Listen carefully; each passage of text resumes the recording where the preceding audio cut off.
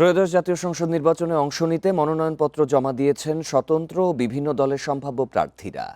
উৎসবমুখর পরিবেশে সকাল থেকে বিকেল 5টা পর্যন্ত চলে এই কার্যক্রম। মনোনয়ন জমা দিয়ে জনগণের কল্যাণে কাজ করার আশ্বাস দেন সম্ভাব্য প্রার্থীরা। এ নিয়ে আলোচনা করতে রাজধানী লালমাটিয়া থেকে আমাদের সাথে যোগ দিচ্ছেন সাবেক অতিরিক্ত সচিব আ.ক.ম সাইফুল ইসলাম চৌধুরী। আপনাকে স্বাগত। নির্বাচনের আমেজ কি একটু কম পাওয়া যাচ্ছে? আজকে তো কেবল মনোনয়নপত্র জমা হলো। আমেজটা শুরু হয় মূলত আপনার মনোনয়নপত্র প্রত্যাহারের পর থেকে, যখন চূড়ান্ত প্রার্থিতা হবে। এ সময়টা আসলে খুবই কম।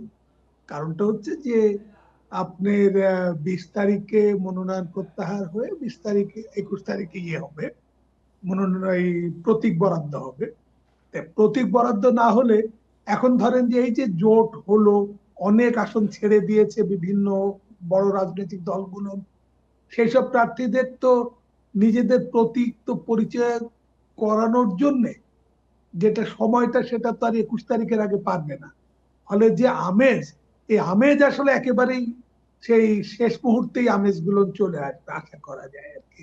এখনো চলবে, এখন যে একেবারে আমেজ নাই তা না, তবে জমজমাট হবে হচ্ছে 21 তারিখের পরে। নির্বাচন তো যত ঘনিয়ে আসছে, নির্বাচন ঘিরে বিএনপির দিকে অনেক দল ও নেতারা ঝুঁকে পড়ছেন। এর আসলে কারণ কি? নতুন রিন গভীর থেকে পরিষ্কার করে কাপড়কে রাখে নতুনের মতো উজ্জ্বল। নতুন রিন অ্যাডভান্সড পাউডার। দেখেন, আমাদের তো সবাই নির্বাচনে বিজয়ী হতে চায়, এবং সেই বিজয়ী হওয়ার মানসিকতা থেকেই এখন বড় দুই দলের দিকেই তাদের সবারই যেটা একটা চুম্বকীয় আকর্ষণ, যেটা সেটাই ঘটছে।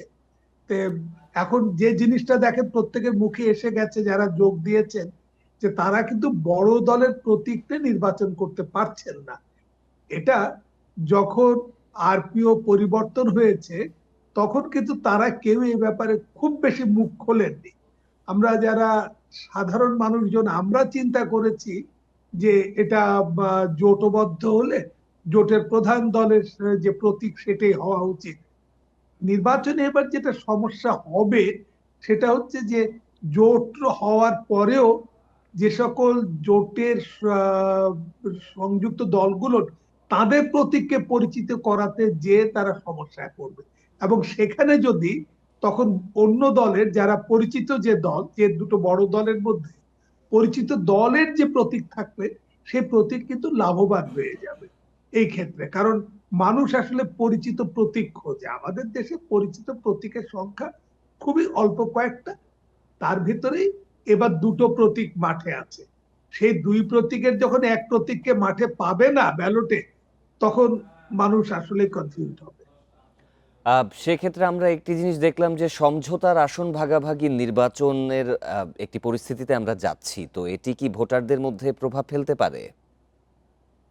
হ্যাঁ, এটা তো ভোটারদের মধ্যে প্রভাব ফেলবেই। এখন সেই প্রভাবে দুই রকম ঘটনা ঘটতে পারে। একটা হচ্ছে যে অনেকের যেটা আশা করে নাই যে তারা ওই জায়গায় যাবে, তারা সে জায়গায় চলে গেছে। এটা অনেকে আশা করে নাই। হয়তো তাদেরকে পছন্দের প্রার্থী ছিলেন, সেই পছন্দের প্রার্থী তার পছন্দের জোটে না যাওয়াতে এক ধরনের প্রভাব পড়বে। আবার অনেকে পছন্দের জায়গায় চলে আসায় প্রভাব পড়বে। প্রভাব নানান রকম ভাবে হতে থাকবে, এবং এইসব টানা পড়েন এই আপনার হচ্ছে যে উপর নিচ হতেই থাকবে এটা। সামনে যে আসন্ন নির্বাচন, বাংলাদেশের যারা এতদিনের বড় বড় রাজনৈতিক দল, তা বাদে নতুন কোনো শক্তির উত্থানের সম্ভাবনা দেখছেন কি? সেটা তো আমরা খুব আশাহত হলাম। কারণ আমরা আশা করেছিলাম যে তারুণ্যের যে দল, সে দল তারা বলেছিল যে সবকটি আসনেই তারা প্রার্থিতা দেবেন, এবং প্রস্তুতিও ছিল। তারপরে এখন শেষ মুহূর্তে যায় জোটবদ্ধ হওয়াতে এখন কটা যে ভাগের ভাগ আসন পাবে তার ঠিক নেই। কারণ যেটা দেখা যাচ্ছে যে অনেক জায়গায় তাদের প্রার্থী হয়তো আসন পাবে না, 30টা পাওয়ার কথা, সেটা কটা পায় না পায় দেখা যাক। তবে এটা মানুষ হয়তো আশা হতেই হয়েছে, মানে মানুষ এটা পরিবর্তন চাচ্ছিল, যে তারুণ্যের কাছে নির্ভরশীল হওয়ার জন্য মানুষের একটা আগ্রহ ছিল, যে আগ্রহটা একটু ক্ষতিগ্রস্ত হলো। জনাব আ.ক.ম সাইফুল ইসলাম চৌধুরী, আপনাকে ধন্যবাদ আমাদের সাথে যোগ দেওয়ার জন্য।